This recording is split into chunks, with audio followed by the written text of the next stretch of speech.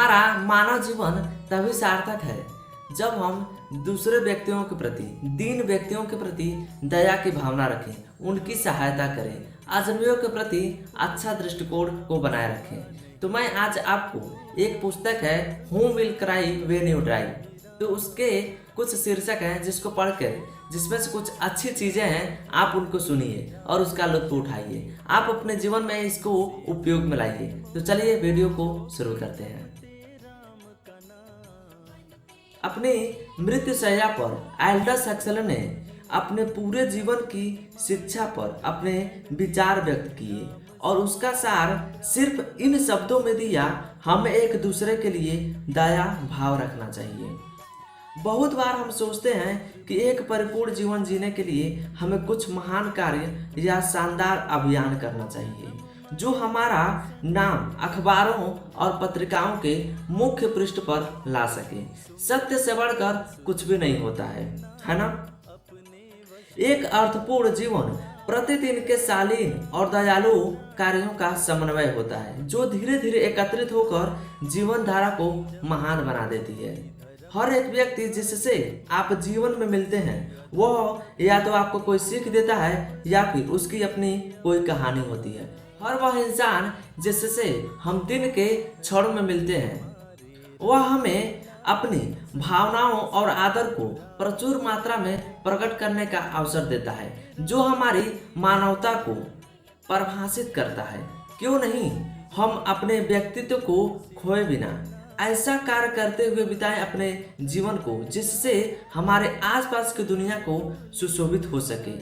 मेरे अनुसार अगर आप एक दिन में एक भी इंसान के चेहरे पर मुस्कान ला सकें या किसी अजनबी के मन को प्रोत्साहित कर सकें तो आपका जीवन एक उपयोगी जीवन है। सरल भाषा में हम कह सकते हैं कि दया भाव वह किराया है जो हमें इस ग्रह पर रहने के लिए किराए स्वरूप देना ही चाहिए। अपनी दयालुता को अजनबियों पर प्रकट करने के लिए आपको अधिक सृजनात्मक होने की आवश्यकता है।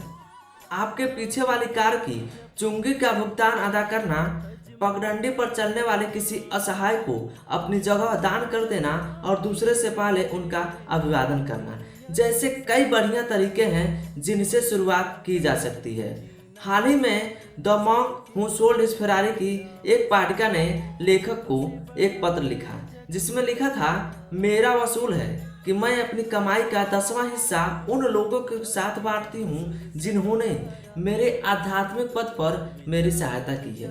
तो उसने $100 का चेक लिखकर और आशीर्वाद और शुभकामनाओं सहित लेखक को दिया था भेंट स्वरूप। तो लेखक ने भी उनकी उदारता के फलस्वरूप अपने ऑडियो यानी कार्यक्रम का ऑडियो टेप उत्तर स्वरूप भेज दिया जिससे उन्हें अपनी भेजी हुई भेंट का उपयुक्त मूल्य प्राप्त हो जाए। उनकी यह भावना दयालुता और निष्कपट स्वभाव की महत्ता की शिक्षा देती है।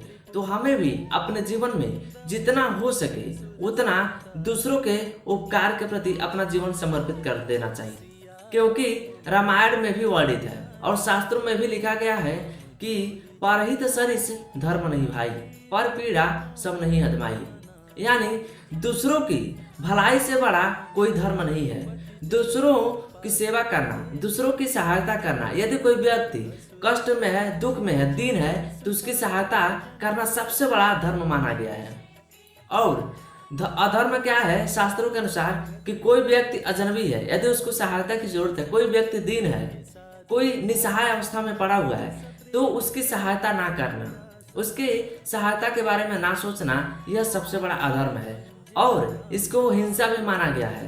अहिंसा नाम होता है कि हम दूसरे व्यक्तियों को कष्ट तकलीफ ना दें, उनके जीवन को सार्थक बनाने में उनकी सहायता करें। तब तक आप अपना रखिए बहुत सारा ख्याल, हंसते रहिए, मुस्कुराते रहिए, करिए कुछ ऐसा कि आप खुद बनना चाहें अपने जैसा। धन्यवाद।